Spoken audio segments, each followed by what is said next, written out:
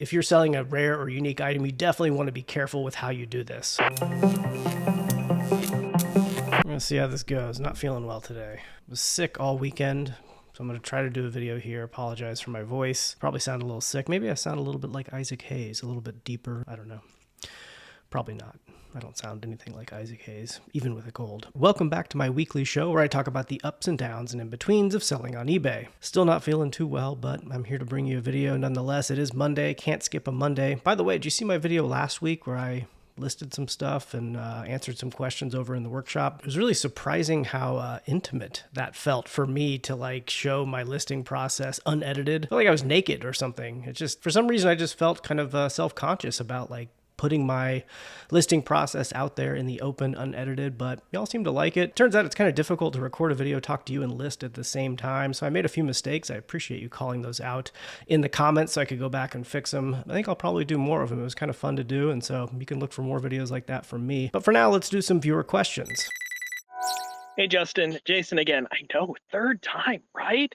Anyway, your basement tour of all of your shipping and listing and all of those procedures, great video, but it got me wondering, how do you organize your ground advantage boxes? Priority is easy. They come flat, they can stack, they're really super easy. Are you buying regular nondescript boxes to use for ground advantage and just keeping them flat? Or do you just get random boxes from wherever, break them down, and then fold them flat and then reassemble them? Or are you getting your random boxes, keeping them all together, and it's just a big giant Lego tower that's waiting to fall down? Thanks, man. Bye. Thanks, Jason. Appreciate you sending another question in. By the way, if you want to send in a question like that on video, there's a link in the description below. Just click that link and you'll be able to record a video or audio, and I'll put you on the channel. But to answer your question, Jason, yeah, it's a good one. Like your priority boxes, I just don't ship priority all that much anymore. It's very rare. And I have a bunch of priority boxes left over from before ground advantage was a thing, and I ship priority more. But they are easier to organize because they come flattened and in packaging, and so I have those pretty well organized. But you're right, ground advantage boxes, you can use any box, and so how do you organize all those boxes? And it can be kind of challenging. I'm glad you asked though, because I do want to show off my system. I'm really proud of it. Actually, let's just go take a look at it. So it did take me some time to put this together, and I'm really proud of it. It's, I would consider it just really, really well organized. As you can see, I just, throw them back here in what I call the box jungle. I throw them in the box jungle, and then when I need to ship something, I traipse through there and try not to injure myself and find a box. But really, yeah, I don't have a good method to do it. I literally just throw these boxes back here. Anything I get from buying something myself or from Amazon, they just get thrown back here and get reused. I do buy boxes though, for ground advantage stuff. So those that I buy do come flat packed like that. And I just organize them on this shelf, and I've got a bunch of different ones here, different sizes. I've got 18 by 18 by 6 there on the bottom. That's good for like VCRs. Or DVD VCR combos, things like that. I got 12 by 12 by 8s here. What are these? These are probably 12 by 9 by 5s. What are these? I don't know what these are. 8 by 6 by 4 is a common one. 12 by 12 by 12, 12 by 12 by 10.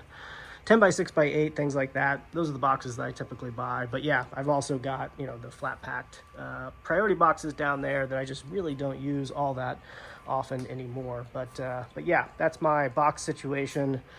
Could definitely use some work. Doesn't look too pretty, but whatever, it works.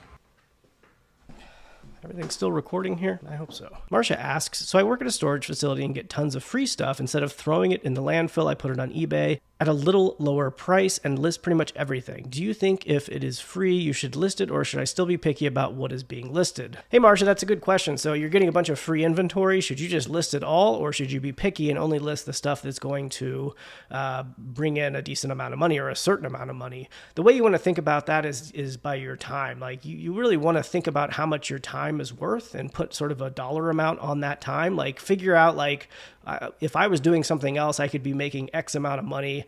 And so it takes time to sort through stuff and list it on eBay and ship it and pack it. And if you're only pulling in, $5 net return on something that took you an hour to go through a pile and list it on eBay and ship it, that probably wouldn't be worth it, although that wouldn't take an hour. But you get what I mean. figure out how much your time is worth and figure out how much time it takes to actually find, list, and ship something, and then determine whether it's worth it for you to do it or not. I don't know what that number is. You're going to have to figure that out on your own. And that's sort of how I think about it. I think like, okay, when I'm listing stuff or when I'm sourcing, like, is this is going to take me roughly this amount of time? Is it worth it to make this much money? Sometimes I pick something up that I'm only going to make like a $10 net return on it, but I know it's going to be extremely quick to list because it's brand new in box and maybe it's super easy to ship. All of those sort of factors I consider when I'm thinking about whether I'm going to buy something to list it on eBay and to resell it. And so whether it's free or not, it's good that you don't have to pay a cost of goods on that stuff, but there is a cost, and that's your time. So figure out how much your time is worth, figure out how much time it takes to go through the process of picking, listing, shipping, all that stuff, and just figure out whether that's worth it for you or not. Putting garbage up on eBay, it's just never going to sell, or it's going to take years to sell, and you have to pay the ongoing storage costs, all of that stuff. So that's what I would consider when answering that question. Tammy asks, okay, Justin, this is a new one for me and I need your advice. A buyer asked me to delay shipping because she's on vacation. Do I ask her to call her post office and ask them to hold the package and ship on time so I don't get a ding on my seller status? Or do I just send it out when she requested and then call customer service after the ding shows up on my account and work with them to get it removed? She did message me through eBay, so I have proof that she asked. Thanks in advance for your help. Hey, Tammy, that's a great question. You definitely run into this fairly regularly selling on eBay. Is you'll get a message saying like, hey, wait, don't ship it because I'm not going to be there or whatever. And here's what I do. I always send a message back that I say, I'm sorry, I'm not allowed to delay shipping. I'm required to ship it by this date. So I'm happy to cancel your order, but if I don't hear back from you by this time, pick a time right before you need to ship it, then I'm going to go ahead and ship it. And typically people will either then cancel the order or they'll say, oh, that's fine or whatever. But I just, eBay requires you to ship on time. You do get a ding on your account if you don't ship on time. I don't think it's worth the hassle of going through the effort of getting that ding removed, or I don't even know if they will remove it. I'm not really sure, but I just send the buyer that message and it usually ends up just fine. Usually they're just like, oh, okay, it's fine. But yeah, it's really on the burden of the buyer to, if they're not going to be at their house to receive mail, like they need to hold their mail. The burden's on them. All right, let's jump into the top 10 sales of the week. I'll be answering other viewer questions sprinkled throughout the top 10 sales, so stick around if you want to see those. I'll leave time codes in the description below, so if you want to jump around to different questions, you can do that. And if you have any questions for me, leave them in the comment section below, and I will answer them in a future video. Looking at my insights over the last 7 days, looks like I grossed $940 and had a net income of $465. That's a 751% ROI on the week and a 46% net profit margin. Had 27 new listings, so just a little bit lower than my goal of 35, but I did have 36 sales for the week, which is pretty good. That's over 5 per day. Not bad. 5 months is my average time to sell, and the total money spent on new inventory over the past 7 days was $69. Coming in at number 10 of these vintage Halloween cardboard decorations. You may have seen these in my listing video just this past week. They did already sell. I kind of had a feeling they would sell pretty quickly. I priced them to sell $24.99. That's $15 plus $9.99 in shipping. I had a dollar cost of goods on that. The net return for the 10th best flip of the week was $16.26. I also did sell both of those Snoopy flags already too. So 3 sales going out from that last listing session last week. And what else was I going to say about this? But yeah, it's the right time to be selling this type of Halloween stuff. So get that Halloween stuff listed if you haven't already. Whew, I'm really not feeling too hot. Coming in at number 9 is this Kids North Face lightweight hoodie. I bought this at a garage sale for $3, new with tags. It sold for $28.99. Took 2 months to sell, but $17.07 was the net return, a 569% ROI for the 9th best flip of the week. You can't go wrong with North Face new with tags. I'm really not buying a whole lot of North Face. Unless it's new with tags or unless it's a really nice jacket. It's just a very saturated brand at this point and can be difficult to move in a reasonable amount of time. And it typically is also a brand that people like to charge a lot of money for, like at garage sales or, if you see them at Goodwill or wherever. It's a premium looking brand that people think is worth a lot of money, but it's usually just not worth the squeeze for resale unless it's a really high-end jacket or it's new with tags. So just not buying a whole lot of North Face anymore. Randman asks, hey Justin, love the channel. Thanks. I have two questions. Does offering free returns make more buyers return items? And number two, I've been reselling since 2021 with about 750 items sold. I don't have a store or anything like that, but I have not been writing down my sales since then. How do I go back and see all my listings from the very beginning so I can start keeping a spreadsheet? Or am I toast in a sense? Thanks for your time.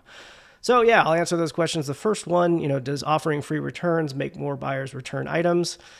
I don't think so. It's hard for me to say. I've offered free returns for so long. I don't remember what my return rate was before it. But if you look now, I offer free returns and my return rate always hovers right around 3%, which I'm happy with. I think that's pretty good. I just don't get a whole lot of returns and I offer free returns on everything. The thing you want to keep in mind is buyers generally want to keep the products that they are sold. They don't want to return them. Returning them is a hassle. And so that's what I keep in mind. Obviously, if there's something wrong with the product, if it didn't fit, or if it didn't work, or it was broken in transit or whatever, that buyers need an option to return it, and offering free returns, I think, helps me stand out from other sellers who don't offer free returns. So I think the benefits outweigh the negatives. Obviously, there are bad buyers out there who are going to try to scam you and things like that. I'm not considering that. I just don't get that a whole lot, and I don't think it's a major problem. For me, I build those sort of inevitabilities into my business. I expect them to happen, and when they do happen, I don't get bent out of shape because my business is larger than just one sale, and if I got discouraged because one buyer returned something or one buyer tried to scam me, I would be ignoring the thousands of other buyers who are completely fine and I make a lot of money off of. And so for me, free returns is definitely worth it. I don't think it really increases the amount of returns that you get as long as you're describing your items well and selling good, high quality inventory, because buyers want to keep the items. They're buying them for a reason. They don't want to buy them just to return them for fun. So I wouldn't worry about that. Oh, you also had a second question. How do I go back and see my listings from the very beginning? So I think, eBay does have some reports. You can go in and look at your historical reports and I think it'll, you can export some CSV, some spreadsheet files that has reports going back many, many years. So you should be fine. You should be able to get at that data as well. When you sign up for Flipwise, we ingest the last 2 years of sales data, which is what the limit, that's what the maximum that eBay allows us to do. So that's another option. You could sign up for Flipwise and we would ingest all of your orders going back 2 years, and then you could apply your acquisition data, your cost, and other data to those orders if you're trying to catch up. So that's another option. Coming in at number 8 is this Pyrex 404 primary yellow nesting bowl. This came from a bulk buy. I've got a $2 cost of goods for the 8th best flip of the week, $32.48. That's $22.49 plus $9.99 in shipping.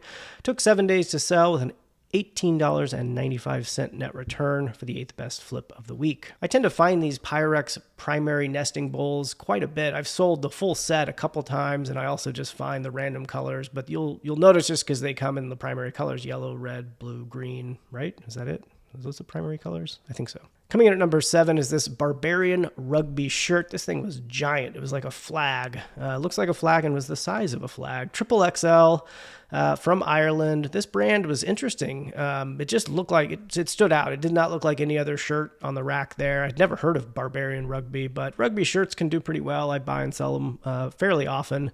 This came in at number 7 on the best flips of the week for $41.65. I had a net return of $20.21. I got it at a Salvation Army for $7. Retro Obscurity asks, do you ever comp using image search? Many items have exact names like those 3M card games, so searching with keywords would get accurate results. Something like the vintage Halloween cardboard cutouts are so generic you might not locate a comp with keywords alone. The eBay image search or Google Lens, which can image search sold eBay listings, might be more accurate. It might streamline your searches. In order of preference, I search, scan, UPC, and then image search, and finally text search. So yeah, thanks for sending that along. There are 2 main options that you can use to search by image. You can use the Google Lens app, which I think now is a part of the Google Home app or something, I don't know. But you can open up that app and you can do an image search, and it's going to search across Google for items that match that image that you just took, and often pull up eBay search results in that as well. It's a really great way to identify items that are hard to identify. Maybe they don't have any markings or anything like that, and you snap a picture of it and immediately know what it is. It's really revolutionized how you can comp and find information on hard to identify items. eBay also has a sort of image search built into its app as well. Historically, that image search is terrible. Like, it just didn't work at all. I have noticed though, lately their image search in the app works a lot better. And so I've found myself using that image search before Google's image search just because it's built directly into eBay and it removes one step of having to identify something in the Google Lens search and then coming back over to eBay to search it out. So give that eBay image search a shot. I found it to be pretty useful and pretty accurate lately, when in the past it just wasn't accurate at all. Coming in at number 6 is this Carhartt vest. I got it at a garage sale for only $2. Really great price. $33.98 it sold in about a month, with a net return of $20.37 for the 6th best flip of the week. Coming in at number 5 are these Jacob Zook Pennsylvania Dutch marriage and leaf hex signs. I have no idea what that is. My wife bought these. That's a great thing about going outsourcing with someone else who has a different set of knowledge than you do, is they end up finding stuff that you would just never pick up. That's an example of this. We got these at a garage sale for $2, and they only took 1 day to sell. $41.48 was the gross on that, and the net return for the 5th best flip was $23.30. Edgar asks, I see that when you create your list, you promote it at 2%. That doesn't affect your list from appearing in the first searches. For me, it always suggests 11.5%. But many times my list isn't at the top anyway, so what should I do? Thanks. Yeah, Edgar, so you're talking about promoted listings. You probably saw my listing process where I put in 2%. I do promote everything at 2%. It's important to understand, though, how promoted listings work. So when you use promoted listings, the standard variation of promoted listings, what you're doing is paying eBay a small amount, a small fee, to show your listings near the top of the search results. There's other places where they might show up throughout the eBay universe, but search is the big one. And so if you pay, let's say 2%, that means that for some fraction of times that someone searches a term that's related to the item that you're selling and promoting, your item is going to show up near the top of the search results. It doesn't mean it's always going to show up at the top of the results. The higher the percentage you pay, the more frequently it's going to show up near the top of search results. So if you're promoting it 2% or even 50%, you may go and do a search and not see your listing at the top there. That's because you're not paying to promote it 100% of the time. You'd be giving up the entirety of your sale amount if you were to promote it at 100%. So you're only paying to have it show up in relevant times for a small fraction of the searches that happen. So if you go out there and check and don't see your listing at the top of the search results, that's why, because you're not paying to have it up there all the time. eBay does give you suggested rates, and I think that they're coming up with these suggested rates based on demand. And so if there's a lot of competition, likely they're going to suggest that you need a higher rate to stand out. Personally, I just promoted at 2%. I'm completely happy with that. You can promote it at more, and that's just going to mean that your item gets shown near the top of search results more often than someone that would promote at a lower amount. So it's really up to you. I just do 2% by default. Coming in at number 4 is this Howler Brothers men's shirt, pearl snap. Look at that picture. Terrible picture. What was I thinking? I should have retook that for sure. Surprised it sold. $41.99 for the 4th best flip of the week. No, I think that's the 5th best flip of the week. Nope, 4th best flip of the week. Net return of $23.31. I got it at a Salvation Army for $7. This is another one just stuck out. It felt premium. You know, the quality of the fabric was very thick. I'd never heard of Howler Brothers, but the tag looked really nice. And so I looked it up, and it turns out they sell for a decent amount of money, $41.99 on that one for the 4th best flip of the week. Coming in at number 3, a coffee mug, one of my favorite categories to sell in, but difficult to make good money on coffee mugs. Most of them, the vast majority of coffee mugs are worth nothing. This one I got at a Goodwill bins for only $1, probably a little bit less since they charge by the pound. 2017 from Bielefeld, I'm definitely mispronouncing that, from Germany. $39.99 was the total sale price. That's $33 plus $6.99. The net return for the 3rd best flip of the week was $26.52. So anytime I see these Starbucks mugs, typically with, you know, a city on the side and the colored inside as well, especially if it's just a weird location, they tend to do pretty well. I would consider this a weird location. No offense if you're from Bielefeld, Germany. But yeah, decent little sale for a coffee mug, 3rd best flip of the week. Melissa asks, if you have multiples of the same item that are exactly the same, I understand that I can list them as multiples to give the buyer the option of buying more than one. My question is, does this cheapen the item? Meaning, if the buyer sees that I have more than one item, it's not that unique, and the buyer may not want to pay the price I have given the item. I deal more in ephemera and paper items that are more unique. I've been selling these items that I have multiples of one at a time after it sells and is delivered. I will list the next one. I'm rethinking this concept and would love to hear your thoughts on this. Thanks, Melissa. This is a really good question. I don't think I've addressed this on the channel before, but what you're asking is like, should I have multiple quantities of some thing? Should I list them all as one listing with multiple units, or should I list them individually? And there's pros and cons of each. If you're selling a rare or unique item, you definitely want to be careful with how you do this. Here's the way that I think about it. If this is a very popular or in demand or not that rare or unique item, it's much easier to just make one listing with multiple quantities. Some say that eBay does favor listings that have multiple quantities. I don't really know for sure. I haven't seen any evidence of that, or I don't have any anecdotes that shows that that's the case. But what I have noticed though is if I'm listing a multi-quantity item, sometimes it takes a while to get a sale, but once I get a sale, then that listing feels like it's more prominent, or it's somehow getting more sales. And so sometimes that first sale on a multi-unit listing can be the hardest to get, but after you get one. So sometimes what I do is we'll lower the price and make that first buyer get a pretty good deal just to get that first sale, and then I'll raise it back up after I get that first sale. But if you do have a rare or unique item, you may not want to list them as a multi-quantity listing for a couple of reasons. The first one is for perceived rarity. And so if you are listing something that is rare or unique, but you're listing 20 copies of it, that sort of sends the wrong signal to the potential buyer that it's not all that rare. And so that's probably the biggest reason why you would want to list them one at a time like you are. The second reason why you may want to list it in that style one at a time is for market testing, market price testing. So you can list it at like $20, and if it sells super quickly,